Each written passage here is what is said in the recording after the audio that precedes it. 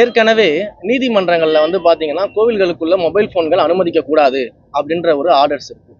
இன்றைக்கு நம்ம பல்வேறு இடங்கள்ல சோசியல் மீடியாக்கள்ல பல வீடியோக்கள் வருவதை நம்ம கண்கூடா பார்க்கிறோம்.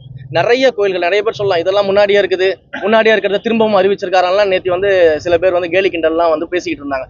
முதல்ல ஒரு ஸ்கீம் இருக்குது, ஒரு திட்டங்கள் இருக்குதுன்னா அதை எப்படி செயல்படுத்துறன்றதை பார்க்கணும். கடந்த கால ஆட்சியில் அதை செயல்படுத்தவே கிடையாது. இன்றைக்கு கோயில்களில் உள்ள கருவறையில வீடியோ எடுத்து வெளியில வருது, கோயிலுக்குள்ள போகும்போது வீடியோக்கள் வருது. அப்ப இதையெல்லாம் ரெஸ்ட்ரிக்ட் பண்றதுக்கு மிக துரிதமாக திட்டங்களை தீட்டணும். அப்ப நம்ம என்ன சொல்றோம், முதல்ல முதுநிலை திருக்கோயில்களை கையில் எடுக்கிறோம். முதுநிலை திருக்கோயில்கள்ல அதற்கேற்ற இடமும் அதற்கேற்ற நமக்கு வருமானமும் இருக்கிறதுனால முதல்ல முதுநிலை திருக்கோயில்களை கையில் எடுத்து வருகின்ற செப்டம்பர் 1ஆம் தேதிக்குள்ளாக முதுநிலை திருக்கோயில்கள் அனைத்துலயுமே பாத்தீங்கன்னா மொபைல் கவுண்டர்களை அமைக்க சொல்லி பாதுகாப்பான முறையில் மொபைல்களை பாதுகாக்கக்கூடிய கவுண்டர்களை அமைக்க சொல்லியிருக்கிறோம். இந்த கவுண்டர்கள் செப்டம்பர் 1க்குள்ள அமைத்து முடித்த உடனேயே அனைத்து முதுநிலை கோயில்களில் முதல் கட்டமாக பொதுமக்கள் கோயிலுக்குள்ள மொபைல்கள் எடுத்துட்டு போய் பயன்படுத்துவதற்கான நம்ம தடைகளை நம்ம கொண்டு வரோம். மொபைல் போனை அங்க நம்ம கவுண்டர்ல கொடுத்துடுறோம்.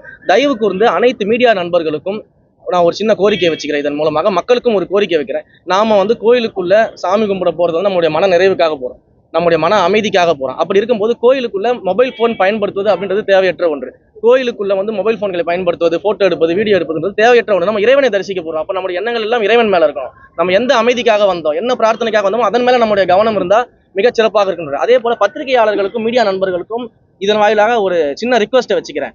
நீங்க எல்லாம் நினைச்சீங்கன்னா இந்த பெரிய பெரிய செலிபிரிட்டிஸ் வரும்பொழுது, இல்ல முன்னாள் அமைச்சர்கள் இன்னாள் அமைச்சர்கள்லாம் வரும்பொழுது கோவில் அந்த வளாகத்திற்கு வெளியே நீங்க எவ்வளவு வேணா பேட்டி எடுக்கலாம், வீடியோ எடுக்கலாம், எல்லாமே பண்ணலாம். கோவிலுக்குள்ளேயே போய் அவங்க செல்வதை எல்லாம் வீடியோ எடுக்க வேண்டிய அவசியம் கிடையாது. நான் கடந்த முறை பழனிக்கு செல்லும் போது அங்க இருக்கக்கூடிய மீடியா நண்பர்கள்ட்ட சொன்னேன், ஐயா கோவிலுக்குள்ள நான் போறதெல்லாம் நீங்க வீடியோ எடுக்க வேண்டாம், அதெல்லாம் அவாய்ட் பண்ணிடுங்க, கருவறை கிட்ட வரைக்கும் நீங்க வீடியோ எடுக்க வேண்டாம், தயவு செய்து கோச்சிக்காதீங்கன்னு சொன்னேன்.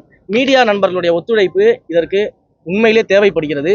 மீடியா நண்பர்கள் கோவிலுக்கு உள்ளாக இது போன்ற செலிபிரிட்டிஸ் வரும்பொழுது, இல்ல முன்னாள் அமைச்சர்கள் இன்னாள் அமைச்சர்கள்லாம் வரும்போது, புரோட்டோகால் பீப்புள்ஸ் வரும்போது இது போன்ற கோவிலுக்கு உள்ள வீடியோ எடுப்பதை தயவு செய்து தவிர்த்து கொள்ள வேண்டும் அப்படின்றத உங்ககிட்ட ஒரு அன்பான கோரிக்கையா தான் வைக்கிறேன். நீங்க கோவிலுக்கு வெளியில எவ்வளவு வேணா எடுத்துக்கலாம், பேட்டி எடுத்துக்கலாம், என்ன வேணா பண்ணலாம். அது கோவிலுக்கு வெளியில இருக்கக்கூடிய விஷயம். கோவிலுக்குள்ள அவர்கள் செல்லும் போது இந்த மாதிரியான வீடியோ பதிவுகளும் போட்டோ பதிவுகளும் தவிர்க்க வேண்டும் என்று உங்க இருகரம் கூப்பி மீடியா நண்பர்களை அன்போடு வேண்டிக்கிறேன்.